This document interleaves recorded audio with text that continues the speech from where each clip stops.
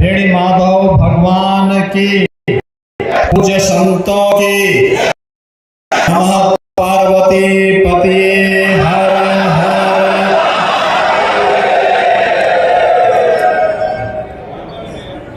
आज के इस विराट संत सम्मेलन में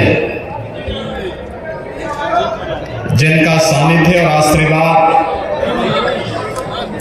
प्राप्त वाला है, ऐसे जगत गुरु शंकराचार्य पूज्य स्वामी वासुदेवानंद जी महाराज,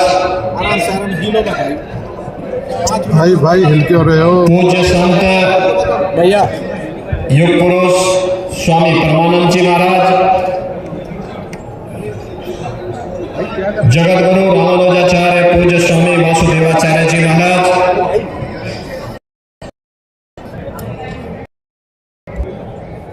आचार्य पूज्य स्वामी बालानंद जी गिरी जी महाराज,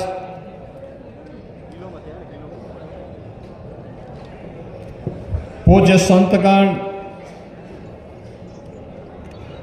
भानुपुरा पीठ के पूज्य शंकराचार्य ज्ञान तीर्थ जी महाराज, पूज्य संत स्वामी जितेंद्रानंद जी महाराज,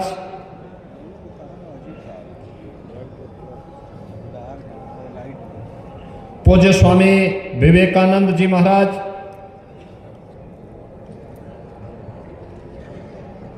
जत्थेदार हकीम सिंह जी,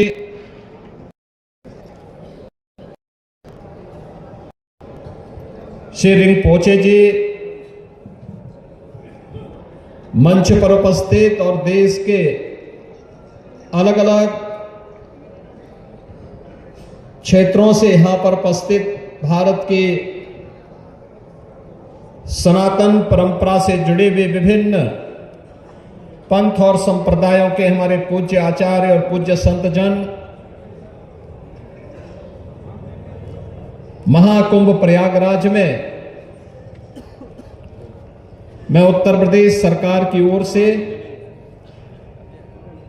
आप सभी पूज्य आचार्यों का, पूज्य संतों का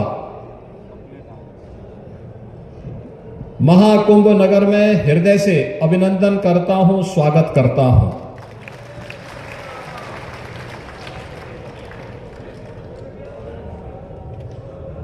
भारत की सनातन धर्म की परंपरा का एक दिव्य और भव्य रूप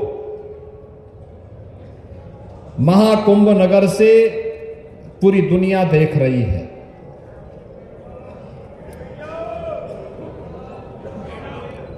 यहां का संदेश पूरे देश के लिए उसी प्रकार का दिव्य होना चाहिए और मैं इसके लिए धन्यवाद दूंगा कि विश्व हिंदू परिषद ने, माननीय आलोक जी ने, हमारे संगठन मंत्री जी ने, हमारे केंद्रीय पदाधिकारियों ने माननीय दिनेश जी के सानिध्य में उसे भव्य रूप देने का जो प्रयास किया और लगातार इस पर उनका चिंतन और मंथन चलता रहा। आज इस विराट संत सम्मेलन के माध्यम से वो हमें देखने को प्राप्त हो रहा है। याद करिए 1980 के बाद जब भी कोई कुंभ और महाकुंभ का आयोजन हुआ, विश्व हिंदू परिषद के नेतृत्व में पूज्य संतों ने जो भी संकल्प लिया वह संकल्प मूर्त रूप लिया और ये हम सब की वर्तमान पीढ़ी का सत्य है कि सदैव और केंद्र बिंदु थे विश्व हिंदू परिषद के, जिनके नेतृत्व में पूज्य संतों के आशीर्वाद से जो संकल्प पारित होते थे, वे संकल्प एक एक करके आज हम सबको अपनी आंखों से देखने को मिल रहे हैं। गत वर्ष पूरी दुनिया ने देखा है, हर सनातन धर्मावलंबी ने महसूस किया है कि अयोध्या में से राम जन्मभूमि पर 500 वर्षों का इंतजार समाप्त हुआ। मर्यादा पुरुषोत्तम प्रभु श्री राम अपने भव्य और दिव्य मंदिर में विराजमान हो रहे हैं। आज आपने देखा होगा कितने लोग अयोध्या जा रहे हैं। मैं एक आंकलन निकाल रहा था, 2016 में अयोध्या में कुल 2,36,000 श्रद्धालु गया था, और जब हम लोग 2024 का आंकड़ा देख रहे थे, 2024 में यह संख्या बढ़ करके 12 से 15 करोड़ पहुंच गई। कितना भव्य रूप है। एक नई अयोध्या के दर्शन हो रहे हैं, एक नई काशी के दर्शन हो रहे हैं। प्रयागराज के इस नए कुंभ में भव्य और दिव्य कुंभ का दर्शन हो रहा है। आस्था और आधुनिकता एक साथ दिखाई दे रही है। अविरल और निर्मल गंगा के दर्शन हो रहे हैं। ये सब इन पूज्य संतों की साधना का परिणाम है,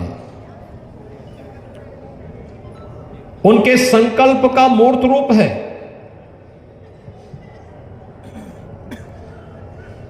और उसे मूर्त रूप देने के लिए ही हमारी ऋषि परंपरा ने इस प्रकार के आयोजन, इस समागम हो, कुंभ के देश के स्थानों पर, कभी प्रयागराज में, कभी हरिद्वार में, कभी नासिक त्र्यंबकेश्वर में, कभी उज्जैन में, और इन आयोजनों के माध्यम से हम सनातन धर्म को, इस देश को एक नई दिशा दे सकें। भारत के अंदर जन्मी हुई इन सभी उपासना विधियों के लिए एक मंच बनकर के विश्व हिंदू परिषद आगे बढ़ा। चाहे वह सनातन धर्म की परंपरा से, वैदिक परंपरा से जुड़े हुए संतों की परंपरा हो, या फिर बौद्ध परंपरा से जुड़े हुए हमारे बनते और उनसे जुड़े हुए पूज्य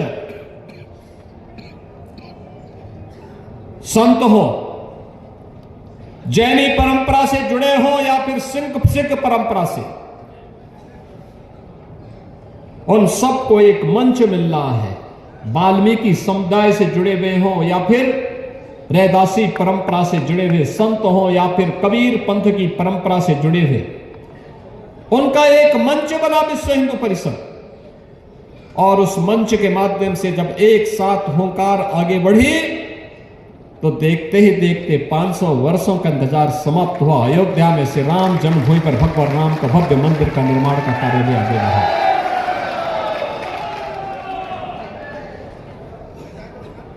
आप याद करिए, 500 वर्षों में हमारी पीढ़ी सबसे सौभाग्यशाली है कि हम अपने इन भौतिक चक्षुओं से अयोध्या का या मूर्त स्वरूप, एक दिव्य अयोध्या का देखने में समर्थ हैं। लेकिन हमारी दर्जनों पीढ़ियां ऐसी थी जिन्होंने अयोध्या को इस रूप में नहीं देख पाए। उनकी इच्छा थी लेकिन वो पूरी नहीं हो पाई। आज हुई है। हम सब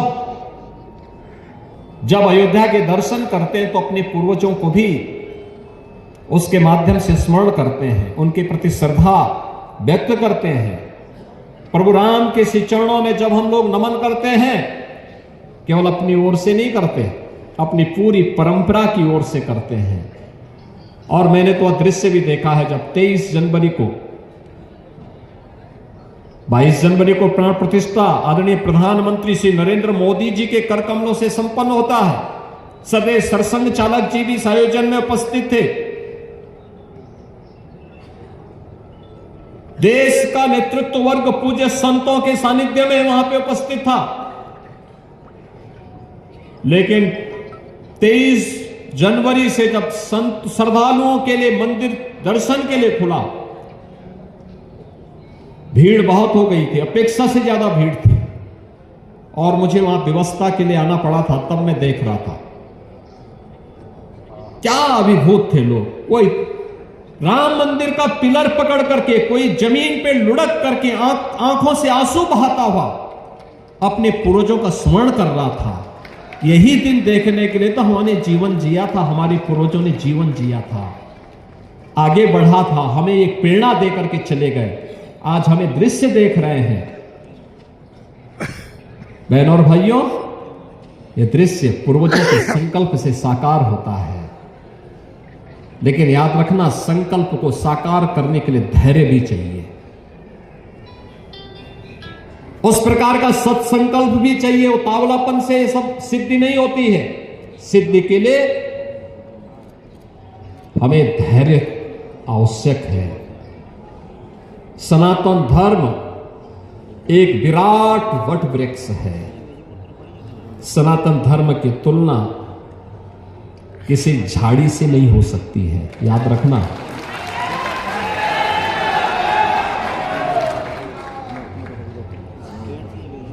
बहुत संकीर्ण मानसिकता से हम लोग सनातन धर्म की चर्चा करते समय कभी भी कोई ये बात न कहें। याद रखना, सिख गुरुओं ने भी इस बात को कहा था। गुरु गोविंद सिंह जी महाराज ने कहा था, सकल जगत में खालसा पंथ गाजे, जगे धर्म हिंदू सकल भंड भाजे। गुरु गोविंद सिंह जी महाराज ने इसी धर्म के लिए अपने आप को बलिदान किया था। अपने चार चार पुत्रों को इस सनातन धर्म के लिए बलिदान किया था।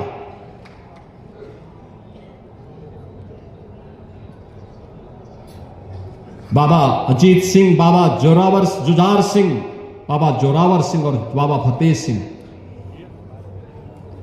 इसी सनातन धर्म के लिए शहीद हुए थे।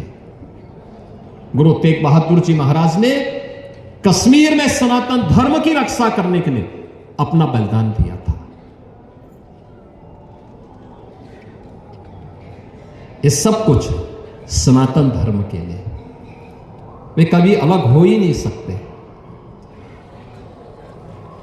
जोड़ने की ताकत होनी चाहिए हम में, और ये संदेश कुंभ के माध्यम से जाना चाहिए। ये संदेश भारत के अंदर जन्मी हुई हर उपासना विधि के लिए इस कुंभ के माध्यम से जानना चाहिए। अच्छा रामानुजाचार्य पूज्य वासुदेवाचार्य जी महाराज ने, भगवान राम तो एकता के लिए कार्य करते रहे, परिणाम अपने आप आया। एकता का कार्य उन्होंने निषाद राज को भी इसी प्रयागराज में गले से लगाया था। उन्होंने जंगलों में जाकर के, दंडकारण्य में जाकर के ऋषि मुनियों को अभय प्रदान किया था। वहां के कोल को उन्होंने, भील को, वहां की वनवासी जातियों को अपने साथ जोड़ा था। और उसी दंडकारण्य के बाद जब वे आगे बढ़ते हैं तो सबरी को भी उन्होंने अपना सानिध्य प्रदान किया था। यह है सनातन धर्म की परंपरा। और कुंभ का संदेश वही होना चाहिए, एकता का संदेश जाना चाहिए पूरे देश के अंदर। याद रखना, लाखों की संख्या में पूज्य संत जन इस समय इस महाकुंभ नगर में हैं, लाखों की संख्या में, और हर एक मुंह से संदेश एकता का होना चाहिए। सनातन धर्म की एकता के माध्यम से एक ही संदेश होना चाहिए कि महाकुंभ का एक ही संदेश, एकता से अखंड रहेगा यह देश।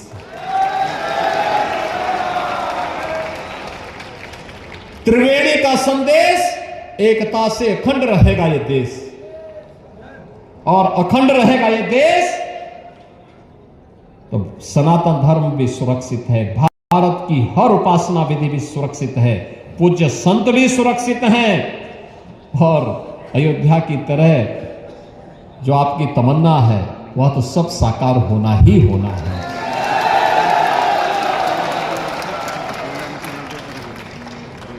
याद रखना, ये सदी भारत की सदी है, और जब भारत की सदी है तो समग्रता की होनी चाहिए, समग्रता की। भारत आर्थिक उन्नति के नित नए स्थापित कर रहा है, क्योंकि प्रधानमंत्री मोदी जी के नेतृत्व में उस प्रकार की योजनाएं बनाई गई हैं। भारत विकास के बड़े बड़े कार्यों को आगे बढ़ा रहा है। इंफ्रास्ट्रक्चर के highway, expressway, railway, rapid rail, metro, world class institution और यूनिवर्सिटीज बन रही है। आईआईटी, आईएम, एम्स, अच्छे विश्वविद्यालय बन रहे हैं। वेलफेयर की स्कीम बन रही है। गरीब के लिए मुफ्त में भोजन की व्यवस्था हो रही है। याद करिए, 4 करोड़ गरीबों के मकान बन गए हैं, 12 करोड़ गरीबों के लिए शौचालय बन गए हैं, 12 करोड़ किसानों को प्रधानमंत्री किसान सम्मान निधि का लाभ प्राप्त हो रहा है। 10 करोड़ गरीबों के घर में एलपीजी के कनेक्शन मुफ्त में पहुंच गए हैं। 80 करोड़ लोग फ्री में राशन की सुविधा का लाभ प्राप्त कर रहे हैं। यही तो है राम राज्य,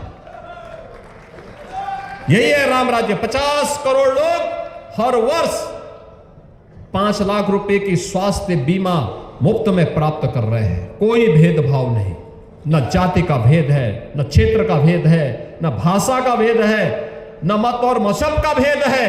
जो भारत का है योजना का लाभ प्राप्त कर रहा है। कहां भेद है? यही तो राम राज्य है, यही राम राज्य है। लेकिन आध्यात्मिक और सांस्कृतिक रूप से समृद्ध करने का दायित्व तो आप सब पूज्य संतों के हाथों में है। आप जो दिशा तय करेंगे, देश उसी दिशा में जाएगा, संस्कार उसी प्रकार से बनेंगे, और यह दायित्व तो आपको भी लेना होगा। अगर देश का नेतृत्व ले रहा है तो आपको भी लेना है, और कुंभ से संदेश जाना है। ये जो सारी व्यवस्था हुई है, आप ही के सबके सानिध्य में हुई है और आप ही के लिए हुई है।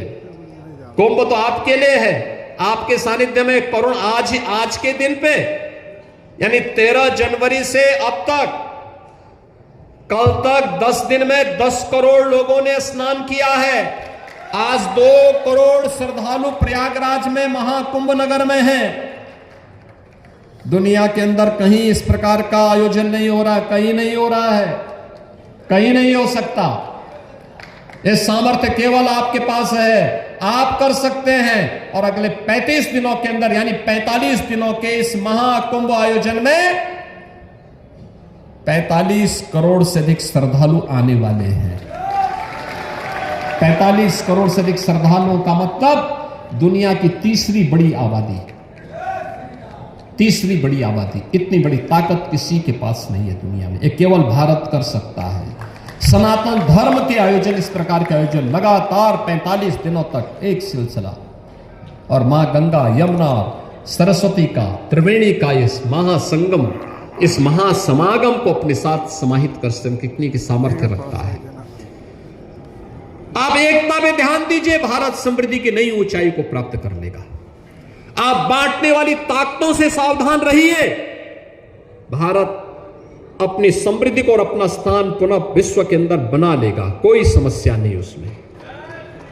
लेकिन एक प्रयास हमारे स्तर पर भी होना चाहिए, और इसलिए मैं आप सबसे एक विनम्र अपील करूंगा। कुंभ का संदेश एकता का संदेश होना चाहिए। कुंभ का संदेश ऐसा संदेश होना चाहिए कि हम जाति के नाम पर नहीं बटेंगे, क्षेत्र और भाषा के नाम पर नहीं बटेंगे, किसी अन्य वाद के आधार पर नहीं बटेंगे। हम सनातन धर्म के अंदर भले ही हमारे हर उपासना विधि अलग अलग हो, पंथ मत और संप्रदाय अलग अलग होंगे, लेकिन सबका लक्ष्य सनातन धर्म के मूल्यों की रक्षा करते हुए भारत की मजबूती होनी चाहिए। भारत एक भारत और श्रेष्ठ भारत का होना चाहिए। और जिस दिन आप सब मिलकर के, पूज्य संत जन इसके लिए हमेशा प्रयास किए हैं, विपरीत परिस्थितियों में कार्य किए हैं, गुलामी के कालखंडों में झूलते हुए कार्य किए हैं, आज भी संभव है, आज भी संभव है। और याद रखना, सनातन धर्म सुरक्षित है तो हमारे मठ, मंदिर, मत और संप्रदाय भी सुरक्षित है। अगर भारत ही सुरक्षित नहीं तो सनातन धर्म भी सुरक्षित नहीं, कोई मत, मजहब, संप्रदाय सुरक्षित नहीं। और इसलिए सबका ध्येय एक ही होना चाहिए, सनातन धर्म के प्रति। उसके लिए हम कार्य करें। और अपील मेरी होगी, सनातन धर्म को किसी संकीर्ण दायरे में कैद मत होने दीजिए, मत होने दीजिए। उसके तुलना छोटे छोटे उन बोर्ड और उससे मत करिए। ये बहुत विराट स्वरूप है जी सनातन धर्म का, बहुत विराट स्वरूप है। उस विराटता को बनाए रखे। उसी में आपकी भव्यता है, उसी में दिव्यता है, उसी में आपका सम्मान भी है और भारत का स्वाभिमान भी है। उसी को बनाए रखने के लिए हम सबको मिलकर के कार्य करना है। और मुझे अच्छा लगा जब मैं यहां पर आया, मुझे स्वर्गीय अशोक सिंघल जी का स्मरण फिर से याद आया। कुंभ का आयोजन प्रयागराज में हो, हरिद्वार में हो, नासिक त्र्यंबकेश्वर में हो, उज्जैन में हो, संतों को एकजुट करने के लिए वे प्राण प्रण से लगते थे। सामान्य दिनों में भी एक ही चिंता करते थे, वे कोई भेद नहीं करते थे।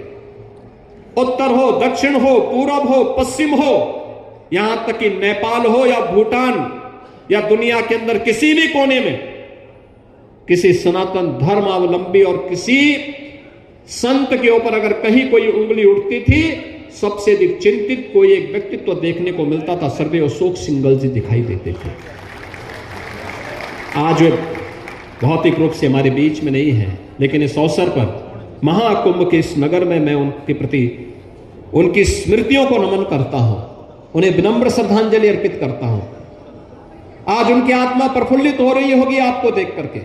अयोध्या में राम जन्मभूमि पे अपने संघर्षों को मूर्त रूप देखते हुए उन पूज्य संतों का, चाहे वह मेरे पूज्य गुरुदेव महंत वैद्यनाथ जी महाराज हो या फिर पूज्य परमहंस रामचंद्र दास जी महाराज हो, पूज्य स्वामी वामदेव जी महाराज हो, शंकराचार्य की हमारी परंपरा में पूज्य स्वामी वासुदेवानंद जी महाराज, उनके पूज्य गुरुदेव की परंपरा, ये पूरी की पूरी परंपरा राम जन्मभूमि के लिए अपना पूरा जीवन समर्पित कर दी।